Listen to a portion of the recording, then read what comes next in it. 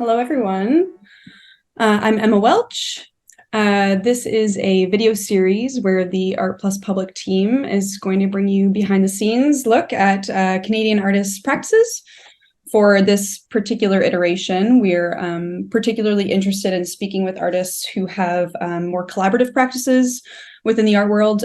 So stay tuned for a handful of more interviews to come. Today, I have the distinct pleasure and privilege to be joined by Maria Hupfield. And before we kind of dive in here, I wanted to provide you with a bit of information about Maria. So Maria Hupfield is an artist and transdisciplinary maker working with industrial felt at the intersection of performance art, design, and sculpture. She is an assistant professor of Indigenous performance and digital arts, Canadian Research Chair of Transdisciplinary Indigenous Arts, the director and lead artist of Indigenous Creation Studio. She also teaches in the Department of Visual Studies, English and Drama at the University of Toronto Mississauga, and in the Master of Visual Studies program at Daniels University of Toronto. She is currently the inaugural Artworks TO Artist in Residence with the City of Toronto Parks and Recreation. Hupfield is Martin Clan and a member of the Anishinaabe Nation belonging to Wasauksing First Nation, Ontario, Canada. So with that, maybe we can just start by, Maria, do you want to tell us a little bit about yourself and your practice and maybe what your current studio practice looks like? Oh, wow. Okay. Well, nice to see you, Emma. It's really great to be here. What is my current studio practice like? So much happening all the time. Yeah, I am, like you said, transdisciplinary, which means that I am really bringing together a lot of different material practices, different ways of thinking, so many things. Like this past winter, I was doing powwow dance lessons with some family and made my own regalia. Have a performance art band. We're singing. So I make jingle pants. I do all this kind of like stuff. So yeah, so many things, which is really how I like it. Yeah. Right. Like I just have a lot of interests and a lot of different things on the go. I deliberately set this up so you're not seeing the crazy table with all the like rhinestones and things like, oh, I want to see it. Like all kinds of crazy ideas I have. I'm just a very tactile person, and I love to work with things and then mash them up and come up with stuff and then often reactivate them. So great. Yeah. Speaking of tactility, there was something that I've actually always wanted to ask you, and it's something I'm very curious about a lot of artists, which is sort of like, what is your emotional state while you're working? But in particular, you work with industrial felt a lot in your practice, and I've always wondered, like, is working with that material like very joyful, or is it frustrating? Or I'm just curious about what it is like to make work with industrial felt. Yeah, that's a good question. I mean, I really came to industrial felt through sound because I was working with jingles, and I wanted a material that I could use for some kind of support structure for my feet, right? So like to make a boot. Yeah. And it, is rigid enough. And also I could sew it. So that's kind of how I came to it. And then I've just found, I don't know if I feel like it's industrial felt. I particularly like a mid-tone gray. So it's not particularly like, it's sort of neutral, right? Like it's kind of passive. It's not really something that I'm like, oh, yay, it makes me so happy, but it is fulfilling. It's fulfilling in the way that I find it satisfying to slice it, to cut it, to stitch it, it's very forgiving as a material. So it's been more like a series of ongoing conversations that unfold over time that I'm having with it as a material. Kind of like an old friend or someone who was a new friend and quickly becomes an old friend, where there's things where you're like, oh, you reconnect. And I was like, oh, I can never work with felt again. It's making me so sad. And, I had to unpack that. And I realized for me, my process really is a very methodical form of self-regulation. And so I do a lot of repetition, whether it's like sewing.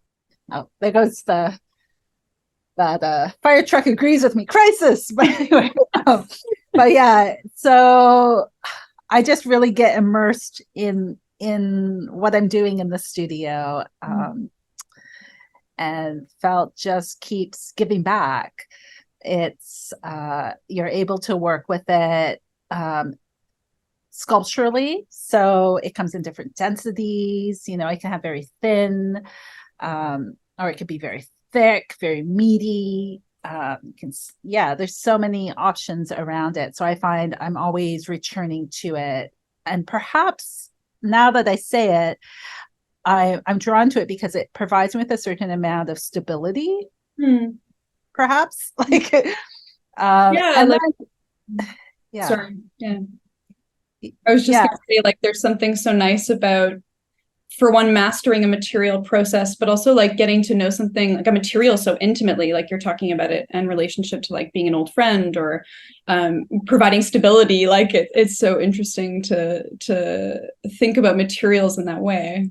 Yeah. I mean, I also find I'm very cautious with it. I think about how I'm using it. I don't, it's very, it can stir up a lot of residual kind of stuff when you're handling it. So I'm not wanting to always breathe that in. I'm not wanting to, so I'm very cautious around how I use it, having a lot of,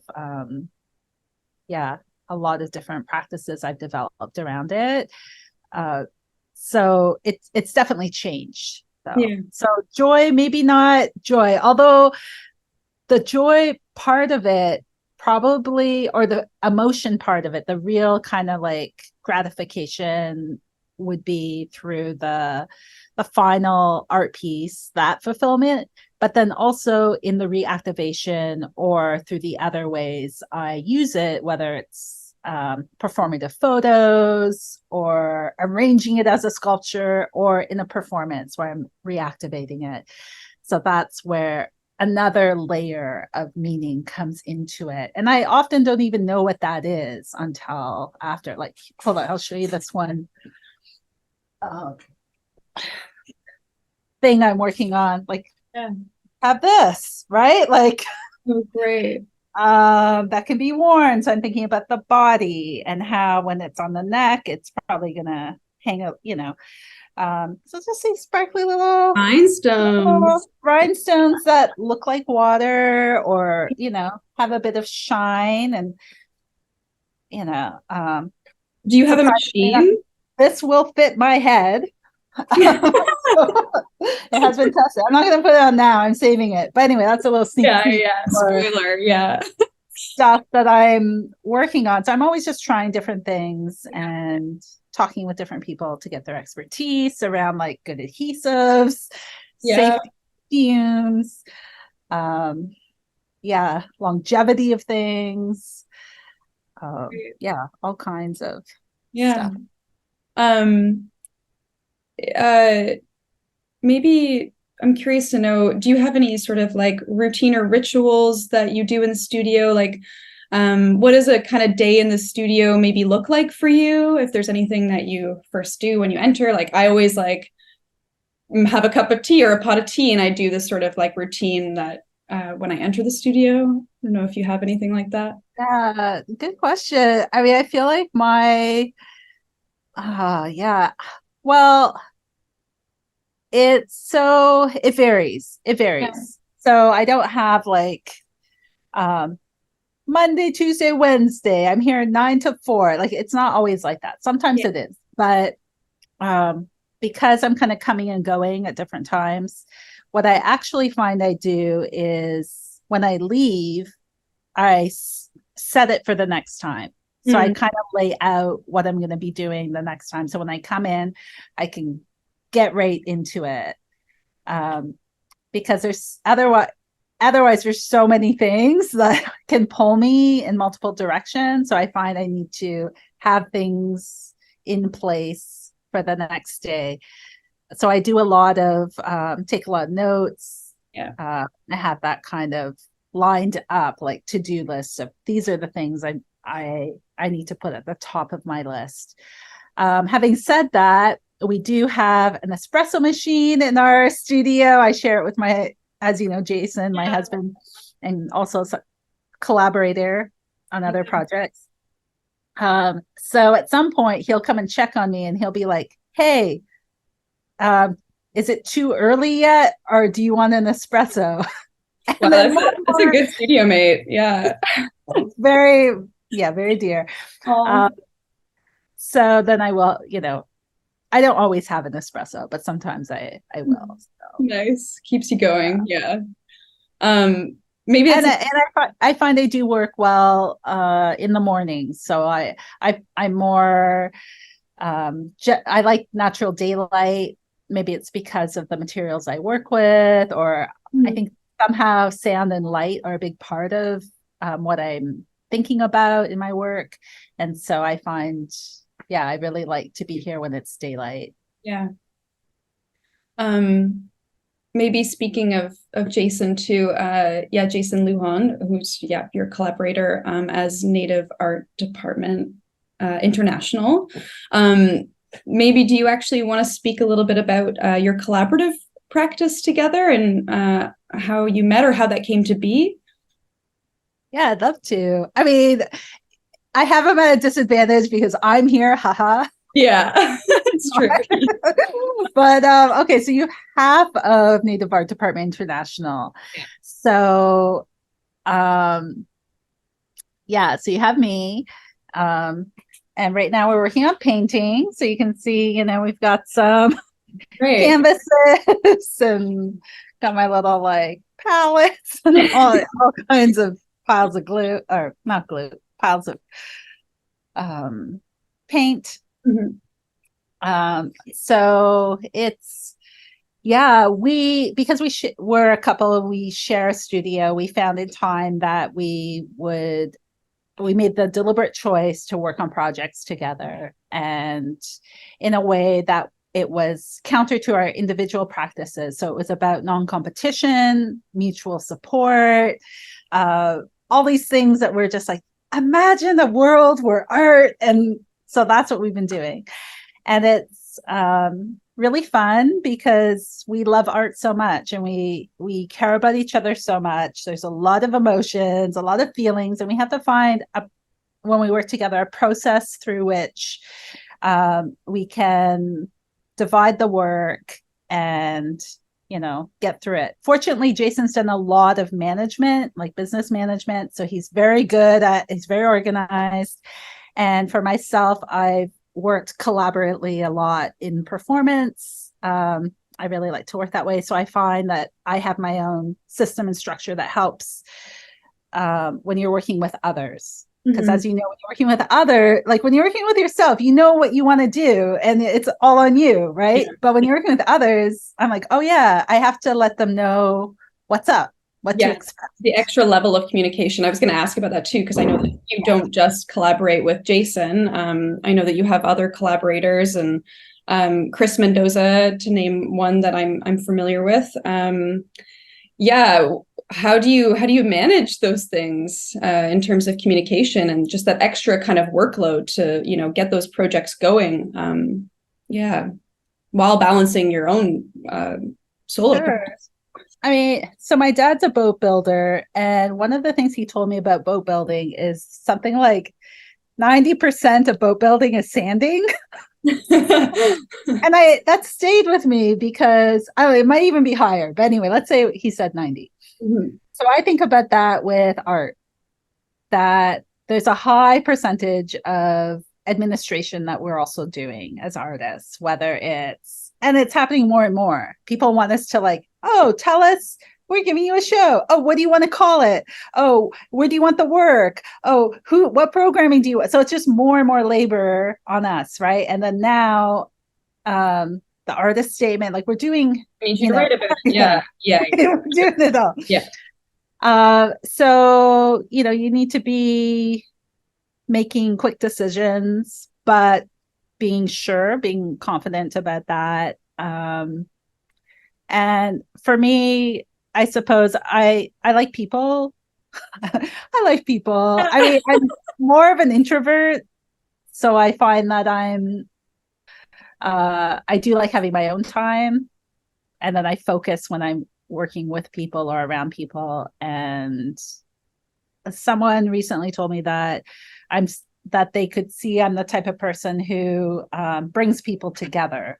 And I realized, that's really a big part of what I do when I'm, in my family, but also in my art practice that carries over.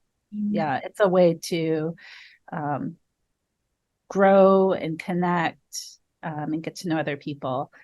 But yeah, I find as you do better and better, there's more and more. So then it's like chopping things down. So you're not trying to do all of it. Right? Yeah. Well, not to deplete you as well. But I suspect that you also you're energized by working with people and performing in spaces or maybe not. For sure. I think I've learned to really be mindful of who I'm working with. And so that helps for sure. Yeah. If you like the people you're working with, you're going to do great. For sure. What draws you to the idea of creating work for and in public spaces? I'm curious to hear, because you have both a performance practice, but you also have produced public artworks. If you can elaborate on that. Right. Well, I like public audience. So I like this idea of an unsuspecting public that happens upon things.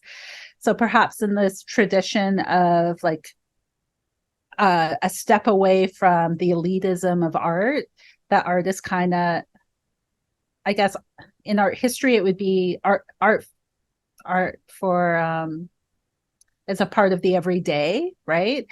But I think also back to my own upbringing, like there were just a lot of, there are musicians, there are artists, makers, all kinds of people around me at every turn. It was very rich with culture, and people with a lot of gifts and talents. And so I want to be accessible. I want people to be able to connect with what I'm doing, and being in the public space allows for that. The other thing that happened was when I lived in Brooklyn, New York. So I was living there for almost 10 years before returning back here to Toronto. But when I lived there, I remember the first time I moved there, and I looked around and I was like, Jason, there's art everywhere. And people would just, if they saw something happening, they're like, that's just a performance artist. They're doing something. There was this whole fluency and conversation and awareness around art that doesn't necessarily happen everywhere. And I think for myself, as someone who grew up in a small town, that wasn't necessarily present. There was more of a hierarchy, like stuff that was happening in my family and community, but that was seen very much as separate from what was happening in a museum or an art gallery. And so I try and, as much as possible, bring that back together. Yeah. That makes a lot of sense. You've mentioned coming from a family of a lot of makers, music, and also your dad building boats. I'm curious to know, how did you come into art making? What was your first exposure to art? What made you want to make art? Oh, yeah. So funny story. So my parents met at art school. Okay. So they both went to Sheridan College. My dad's not Native. My mom is Anishinaabe from Wasauksing First Nation. And yeah, they fell in love and then proceeded to have all his kids. Yeah. And so it's always been there. And even when I was young, I was definitely the kid where the teachers would say, "Oh, Maria, you're going to be an artist. Oh, Maria, you're an artist. Oh, Maria, your drawings are so great." Everyone, and they would hold up my drawings or do very well. And I remember when I was really young, learning to like cover my drawing when I drew, because my friends would do what I was doing, and sometimes they would do it better because they would see my idea and then they would take it another direction. And I'm like, oh my gosh, that was my first lesson in art, right? Like, wait, reveal. Yeah. That's great. Get it out too soon. No spoilers. Yeah. You'll already start to have influence and impact, right? Yeah. So yeah, you end up with all these other drawings that look similar. But I don't think I really understood what that meant as a young person. I think I finally, and I was someone who really found a lot of stability at school. So it gave me a lot of structure. I quickly realized if I worked really hard, or if that it was achievable to do well in school. So I had a lot of fulfillment from that. Little did I know that's not how the world works. Yeah. I'm going to ace this life, right? Like, I got it. I'm going to do no problem. I got it all figured out. But yeah, I had a lot of options about what I could do. And in my last year of high school, just decided I'm going to give this art thing a chance. And I think a lot of that came from, looking at the opportunities that my parents had, and just really wanting to like go for it for myself, but also thinking about, they made a lot of sacrifices for us. And I was like, well, why not? I should go for it. Right. And I didn't really know what it meant, or I think had I known, I don't know, I might have picked a different, but it's been really intense, but I don't know. I think I've just been up for it. Yeah. And just wanting to keep it. The felt may not be joyful, but the art, I want to feel that I don't ever want to lose that love that I have for it, and that these are choices I made. This is what I want to do. And I want it to, just have to feel good about what I'm doing and feel fulfilled. Yeah. The pursuit of art making is a complicated one for sure.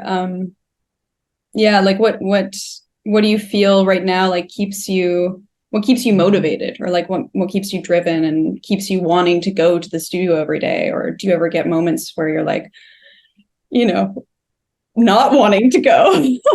Some people would say deadlines, but I don't feel necessarily that way. I mean, I think it's the things that get me out of bed, like it's been a hard couple of years for so many reasons. So sometimes I find I just have a playlist in the morning, and then that gets me going. But more often than not, I'll think about something, I'll have an idea that I've been processing, and I'll just jump out of bed. I'll be like, I gotta go do it. I gotta go. This is how it's gonna be. I'm going to go put those rhinestones on, or I'm going to go, Our conversation, I find that I process a lot at night, I think. And then when I wake up, I have these thoughts, and that's what gets me going, really. An itch. You just have to know, you have to explore it. That's right. Yeah. Do you have any hobbies? I'm always interested if artists have other interests or other things that they do that maybe inform your practice, maybe indirectly. Well, do I have hobbies?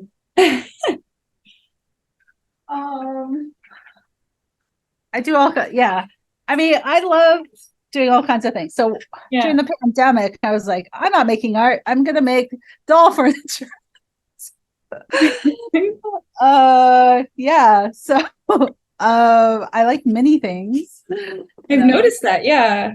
I didn't make this, but this little trophy's pretty Yeah. cool. Collecting small objects. Yeah, so that definitely is a hobby. I find it really fulfilling. I don't know. I You don't find it I don't even relaxing? understand it. I just Yeah. think it's cute. That's Um funny. I do feel like that actually informs your practice indirectly or maybe directly. I mean, prior to this recording, you were showing me a model of something that is just a maquette for a larger piece that you're working on. yeah, so this is the maquette for a Yeah. public art piece. Yeah.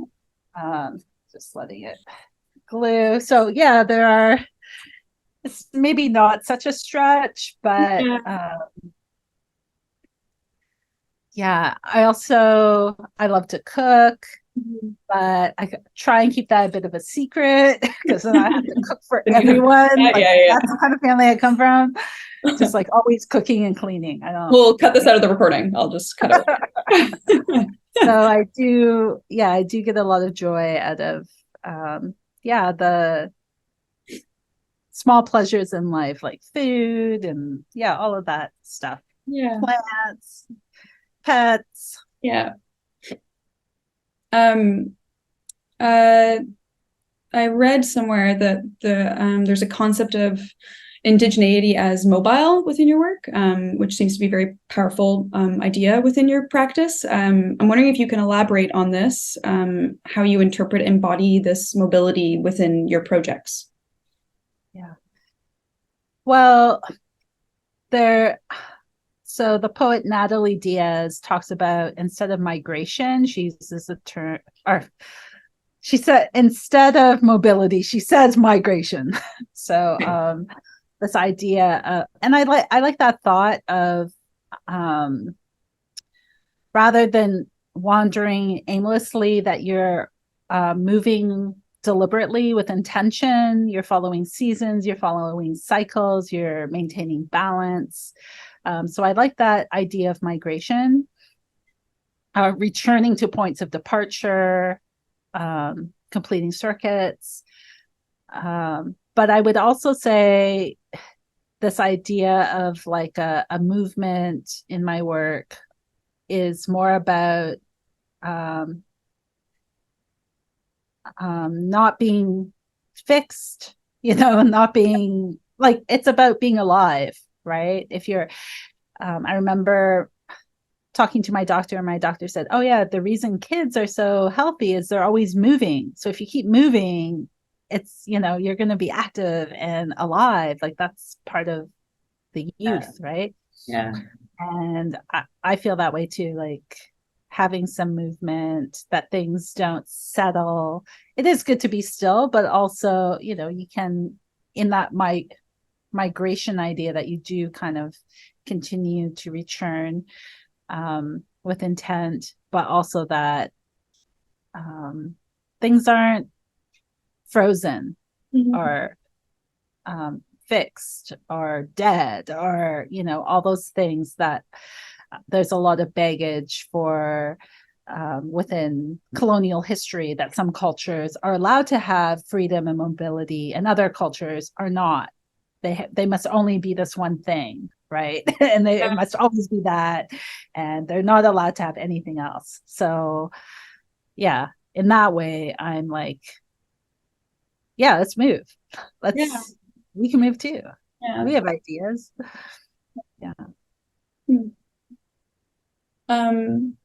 Your process also involves reflecting on the why. After creating a piece, how does this reflective phase inform your understanding of your own work? Does it lead to anything surprising, maybe discoveries about yourself or previous works in relation to new works or ideas? Yeah. Well, I'm not sure if I totally understand the question, but I would say that I make things, and then often afterwards, in the reflecting on it, I can have another takeaway from it. A lot of what I do is connected to being a person of this time. living now. So I am very much processing and thinking through stuff that's happening in our time. So I feel like, my grandchildren would be like, oh yeah, look what she did, right? That's because, and it will all make sense. So having said that, a lot of my work is also very, on a personal level, has another function. So it might be more, I guess you would call it like autobiographical. Like if I was to say something was happening at that time, it makes sense. It'd be like, oh yeah, I can see how that for you might connect. So it's always grounded in a bit of truth for me in my lived experience, but it's also opened up because I've, have these other awarenesses. If it was so private, I'd probably just keep it for myself as a little talisman. But if it's broader, then if I feel like it's for the world, then it will exist. Yeah, on a bigger scale. Yeah. I don't want to take up too much of your time. I just have a couple more questions. One of which I'm curious to know, what do you think is the most important thing that an artist should remember to do? Oh, yeah. What should an artist remember to do? Oh, yes. So I think the most important thing is for us to stick to our own truth and to always reevaluate. I think when we start, it's like this idea of, we talk about being on a path, being on your own path. When you start to look around at other people's paths and what they're doing, you start to go off your path. So I try and keep my eyes ahead on my path and with myself so that I'm not confusing my journey with other people's journeys. And so I think that has been really helpful. That, and also expressing gratitude and taking a moment to look back at what I've done and be like, oh yeah, look what I've done. Like I've done stuff, and to celebrate my accomplishments and celebrate my peers' accomplishments, because we're all like at this together. And I don't ever want to fall into the trap of thinking, that we're alone in this, but that having blinders on. We're better. Yeah, we're stronger, always stronger together. Right? I think both of the things are very well said. Like support, kind of the network that supports you back. It's really an ecosystem. Artists are different. People have different motivations for being artists as well. So I know for the type of artist I am, like how I came to be and what I do, I wouldn't say is a model for anyone. It's my model for myself. It's my own crazy way, my own very specificity, like all of that is right there. But yeah, those are some things that help me. Yeah. No, I think that's really well said. Yeah, just being true to your own path. And I think so many people feel the pressures, or you're watching what other people are doing and it makes you feel like you should do something a different way. And I think it's good to have mentors. It is good to think about what you want to do next. Like it's good to have a plan, but then always to go back and reevaluate it. Like I find I do that a lot because I want to be fulfilled on many levels as a full person and being, right? And being an artist is a big part of that, but we each determine what that price is, right? Yeah, for sure. Maybe to close us off here, I'm curious to hear what's next for you and what's on the horizon. Yeah, like my daydream moment. Well, I have a public art commission coming out with the City of Toronto. So that's exciting. I have a couple of book projects, just trying to get some of my artwork in print, right? And out there for people to see. Yeah, there's a lot of different stuff that I've been working on. Another traveling solo exhibition, so figuring out what that looks like at this stage of my career.